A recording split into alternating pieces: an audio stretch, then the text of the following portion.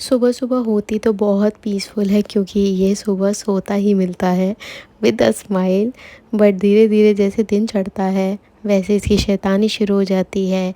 इसको संभालना मुश्किल हो जाता है, इसको सुलाना मुश्किल हो जाता है। इतने टैंट्रम्स शुरू हो गए हैं अभी से, कितना छोटा सा है। बट आज का ब्लॉग थोड़ा स्पेशल है क्योंकि आज हम as a family of 3 step out कर रहे थे कुछ अलग चीज़ के लिए।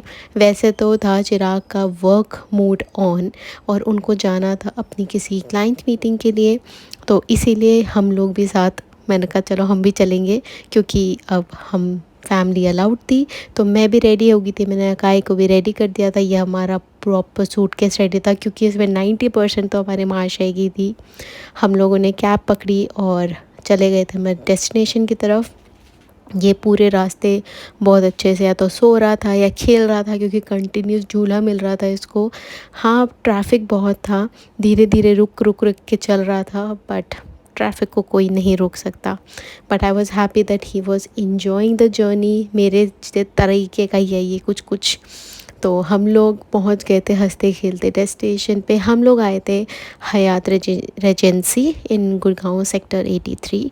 ये बहुत ही प्यारा शानदार इसका लॉबी एरिया था और हम लोगों को कॉम्प्लीमेंट्री चाय दी थी। जो मैनेजर थे वो बड़े खुश हो गए थे and he wanted to see the baby.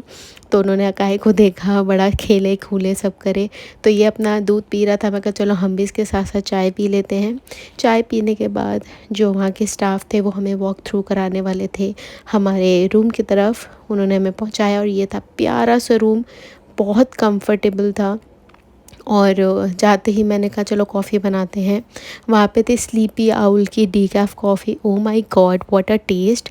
तो जब दोनों बाप बेटे दोनों सो गए थे तो मैं I was working on something, तो वो मैं सब पेन डाउन कर रही थी यहाँ पे। एंड उसके बाद हम लोग शाम को गए थे डिनर करने। मैं इतनी थकी हुई थी, इतनी भूख लग रही थी कि मैं कुछ भी शूट करना भूल गई।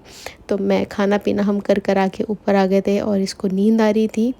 तो वैसे थ्रू आउट द जर्नी तो ये सो ही रहा था, इसको मैंने सुलाया और ऐसे मैंने दिन को एंड किया।